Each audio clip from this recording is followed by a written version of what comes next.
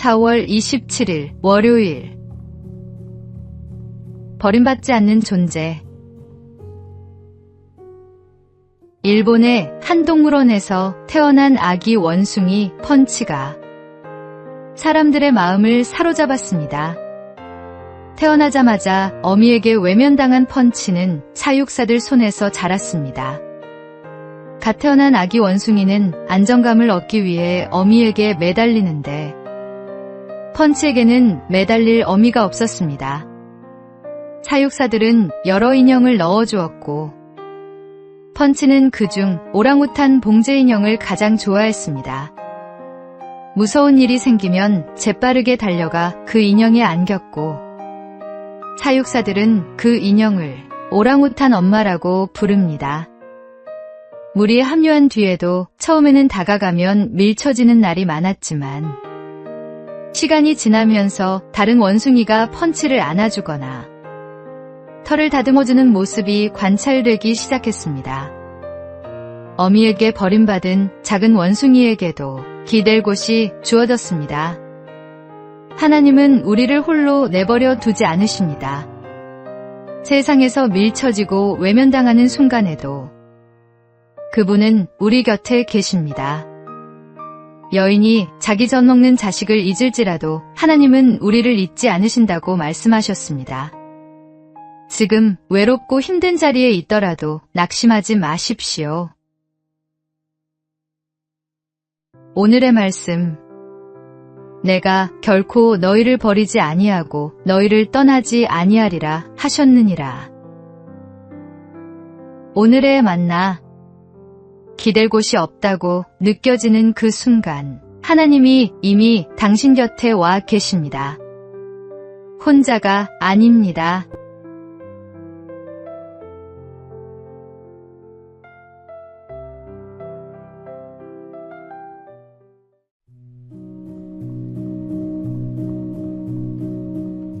(4월 28일) 화요일. 기도의 열매. 거창한 결단이라기보다는 매일 드리는 기도 제목이 행동으로 이어졌을 뿐입니다. 강릉의 한 장로가 지역병원에 2억 원을 기부했습니다. 기부금은 경제적 사정으로 치료가 어려운 소아 환자를 돕는 데 쓰일 예정입니다. 그 결단 뒤에는 깊은 아픔이 있었습니다. 2021년 태어난 큰손주가 소아암 판정을 받고 2년 가까이 치료를 받다 하나님 품으로 갔습니다. 치료받을 형편이 주어진 것만으로도 감사했지만 경제적 이유로 치료를 망설여야 하는 가정을 생각하면 마음이 놓이지 않았다고 합니다. 손주를 떠나보낸 슬픔을 원망으로 삭히지 않고 같은 아픔을 겪는 이들을 향한 사랑으로 바꾸어낸 것입니다.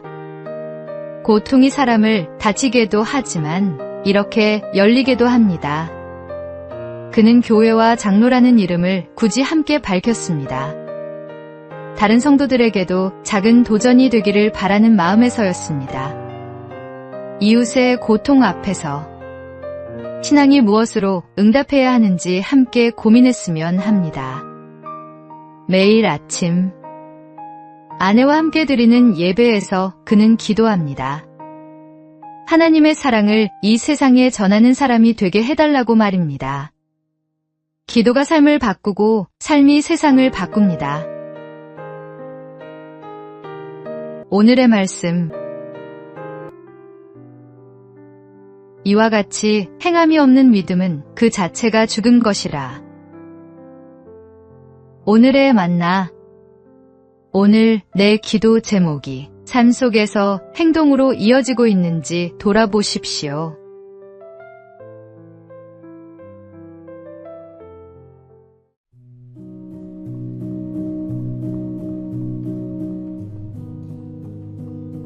(4월 29일) 수요일. 배추 잎사귀 하나. 어느 날 새벽부터 배추밭에 나간 우장춘 박사가 한낮이 되어도 돌아오지 않자 연구실의 한 제자가 연로한 선생님이 걱정되어 배추밭으로 갔습니다.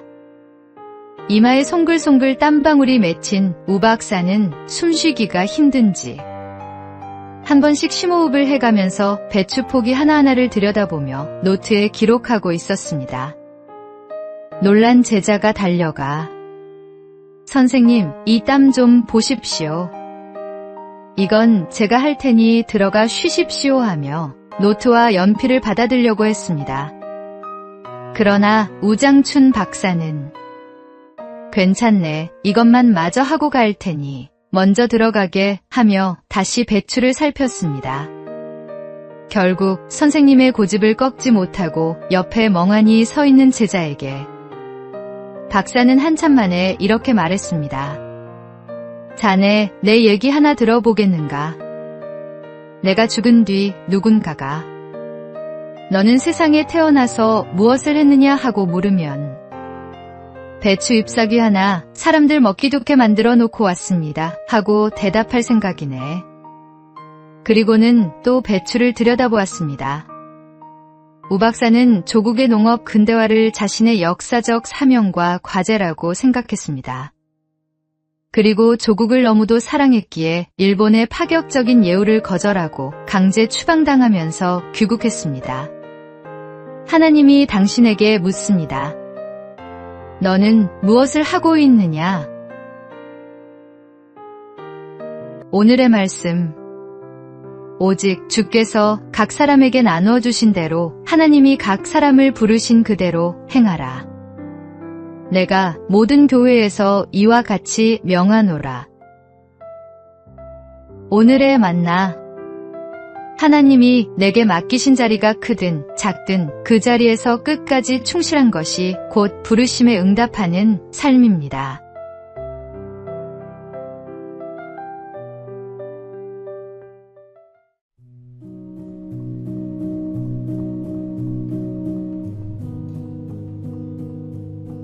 (4월 30일) 목요일. 가장 중요한 준비. 부잣집에 어리석은 종이 한 명 있었습니다. 심성은 착했습니다. 하루는 주인이 그에게 지팡이를 주며 말했습니다. 너보다 더 어리석은 사람을 보면 이 지팡이를 주어라. 종은 수년이 지나도록 자신보다 어리석은 사람을 찾지 못했습니다. 세월이 흘러 주인이 중병에 걸렸습니다. 아무래도 이 세상을 떠날 것 같다. 종이 물었습니다. 무슨 준비를 할까요? 주인은 아무것도 필요 없다며 낙심만 했습니다. 그때 종이 지팡이를 꺼내 주인에게 건넸습니다. 짧은 여행을 가셔도 이것저것 준비하시더니 영영 못 돌아오는 길을 떠나면서 아무것도 준비하지 못하신 당신이 저보다 어리석습니다. 주인은 한동안 말이 없었습니다. 평생 영리하다 자부했던 자신이 정작 가장 중요한 것을 준비하지 못했다는 사실을 그제야 마주했기 때문입니다. 우리는 여행 한번 떠나면서도 꼼꼼히 짐을 쌉니다.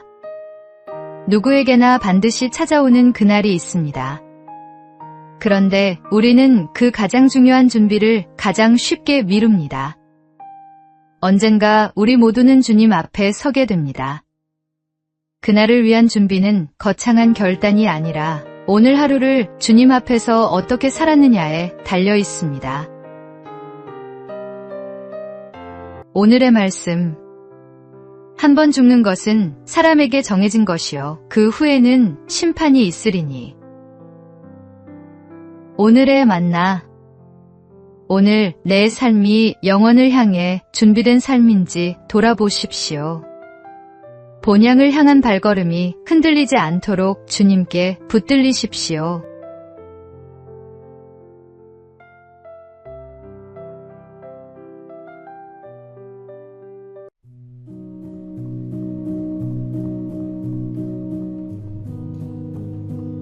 (5월 1일) 금요일.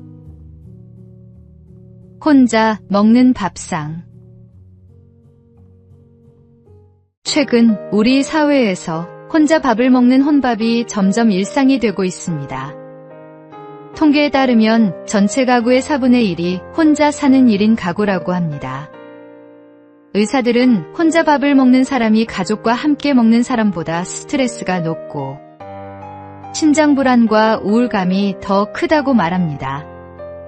함께 먹으면 20분 걸리는 식사가 혼자 먹으면 15분 이내로 줄어듭니다. 급하게 먹으면 소화에도 부담이 되고 음식이 주는 기쁨도 반감됩니다. 무언가를 먹는 시간은 인간의 가장 기본적인 욕구를 채우는 행복한 순간입니다. 함께 먹는 자리에서는 마음이 열리고 몸에 정서적으로 유익한 호르몬이 생성되기도 합니다. 함께 식사하는 사람들 사이에 친밀감이 더 깊어지는 것도 바로 이 때문입니다. 예수님은 많은 이들과 함께 떡을 떼며 음식 나누기를 즐기셨습니다. 기도는 홀로 한적한 곳에서 하셨지만 식사는 늘 함께 하셨습니다.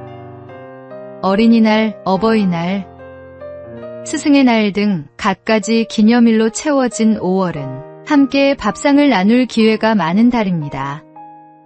천천히 맛있게 먹으며 넉넉하게 대화하는 습관이 우리 가정과 사회를 한층 밝고 따뜻하게 만들어줄 것입니다. 오늘의 말씀. 볼지어다 내가 문 밖에 서서 두드리노니 누구든지 내 음성을 듣고 문을 열면 내가 그에게로 들어가 그와 더불어 먹고 그는 나와 더불어 먹으리라. 오늘의 만나. 오늘 누군가와 밥 한 끼를 나눠 보십시오. 그 작은 밥상이 때로는 말보다 깊은 위로가 됩니다.